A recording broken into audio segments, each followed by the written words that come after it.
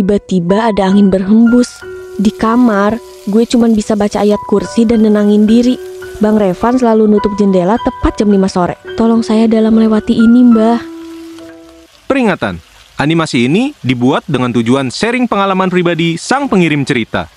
Dimohon untuk menghargai cerita tanpa menyudutkan beberapa pihak. Selamat menonton. Assalamualaikum semuanya. Hai penonton setia GPC. Kenalin, gue Caca dari Yogyakarta. Umur gue 22 tahun. Kali ini gue bakal ceritain tentang abang sepupu tiri gue. Hah? Tiri?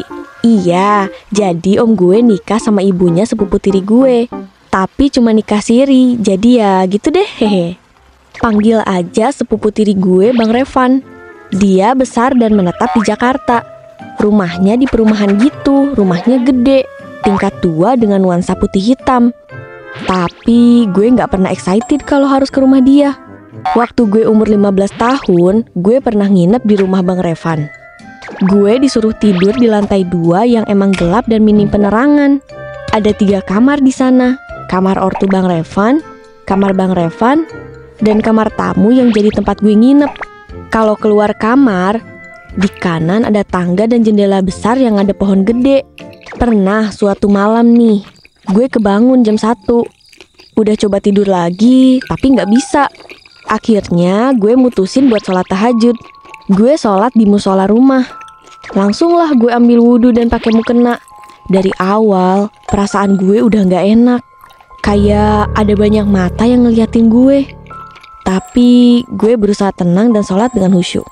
Pas gue mulai sholat, tiba-tiba ada angin berhembus. Padahal semua jendela ketutup. Gak ada AC ataupun kipas. Pas gue ruku, perasaan gue makin gak enak. Dan pas gue bangun dari ruku, di depan gue kan ada jendela. Ada sosok perempuan berambut panjang berdiri di depan jendela dan dia senyum lebar ke arah gue. Terus dia bilang, "Mbak, aku kedinginan, Mbak." Anjir, bodoh amat wey. Gue langsung ngibrit ke kamar, kesandung-sandung karena masih pakai mukena. Di kamar, gue cuman bisa baca ayat kursi dan nenangin diri. Besoknya, yang bikin gue terheran-heran, Bang Revan tiba-tiba bilang, "Tadi malam lo didatengin Kunti ya pas lagi sholat." Lah, kok dia bisa tahu? Padahal kan gue gak ceritain ke siapapun kejadian semalam. Ya gue langsung bilang, "Kok lo bisa tahu sih?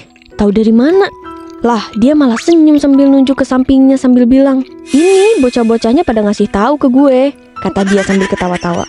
Gue kagak lihat ada bocah-bocah di sini dah. Emang agak lain nih orang.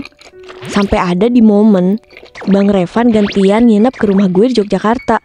Dia tidur di kamar gue yang biasa gue pakai tidur. Jadi, kamar ini tuh langsung berhadapan sama jendela gitu. Dan selama di rumah gue, Bang Revan selalu nutup jendela tepat jam 5 sore. Gak ada tuh nutup jendela jam 5 lewat atau jam 5 kurang. Gue tanyalah karena penasaran banget, "Bang, lo kenapa sih nutup jendela di jam 5 pas terus?" Dia jawab cuma senyum doang. Dikata gue pajangan kali ya. Terus gak lama dia cerita. Ternyata pas awal dia ke rumah gue, dia langsung ke kamar. Dan dia ngeliat sosok kepala tanpa badan dan ngomong ke arah dia, "Tutup jendela di jam 5. Kalau tidak, kamu tidak akan pernah terlepas dari ikatanku." Setelah itu Bang Revan cuman bisa nurut sama apa yang si sosok itu bilang. Dan dia lakuin secara rutin setiap dia nginep di rumah gue. Pernah nih, gue sekeluarga lagi makan dan ada Bang Revan juga. Lagi nikmat-nikmatnya makan, dia kesurupan woy. Teriak-teriak gak jelas dan suaranya kayak bapak-bapak. Hal itu berlangsung selama 2 jam. Gue pun disuruh nyokap gue buat panggilin Ustadz. Pak Ustadz datang dan langsung bacain doa-doa.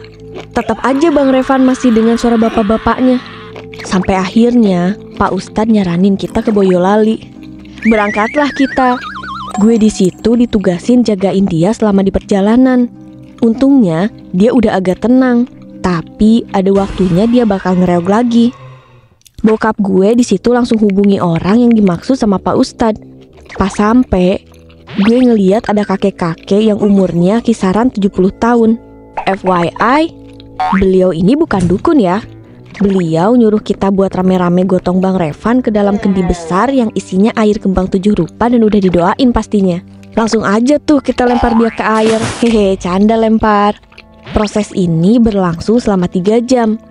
Baru setelah itu dia sadar, tapi dengan kondisi tubuh yang lemes dan gak ada tenaga. Ternyata gue baru tahu kalau kakek ini adalah salah satu orang yang disebut sama orang-orang sebagai kunci penyembuh segala penyakit. Nama beliau Mbah Sirom.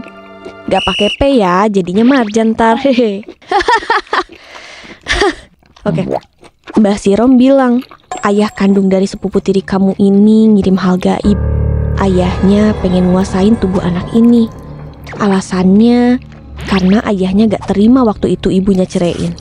Dalam hati gue, lah kocak bener ini ayahnya Bang Revan. Orang ayahnya diceraiin karena selingkuh dan tiba-tiba punya 4 anak. Terus Mbah Sirom nambahin lagi, anak ini kurang ibadahnya, kurang deket sama Tuhan. Makanya makhluk gaib pada suka sama dia dan pengen bawa dia ke alam makhluk-makhluk itu tinggal. Bang Revan menunduk, matanya berkaca-kaca dan bilang, saya sadar Mbah, saya terlalu lalai dengan dunia ini sampai lupa dengan kewajiban saya. Saya janji saya bakal berubah. Tolong saya dalam melewati ini Mbah. Gue kasihan banget sama Bang Revan. Gak tahu menahu soal orang tuanya, malah jadi sasaran empuk dari hal-hal yang gak dia pahami. Syukurnya setelah kejadian itu Bang Revan jadi sering ikut sholat dan berdoa, sering ikut kajian-kajian dan sering beramal ke panti asuhan juga. Sikapnya Bang Revan juga jadi lebih penyabar, ramah dan perhatian ke keluarga. Gangguan yang dulu sering menghantuinya perlahan menghilang. Udah gak ada lagi suara aneh yang dia dengar, dan gak ada lagi sosok buruk rupa yang dia lihat. Kebahagiaan dan perjalanan baru dalam hidupnya kini mulai tertata. Pesan dari kisah sepupu tiri gue ini cuma satu, pokoknya tetap ibadah ya walaupun tsunami menerjang sekalipun.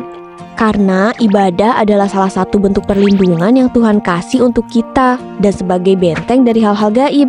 Sampai di sini dulu ya cerita gue. Bye-bye.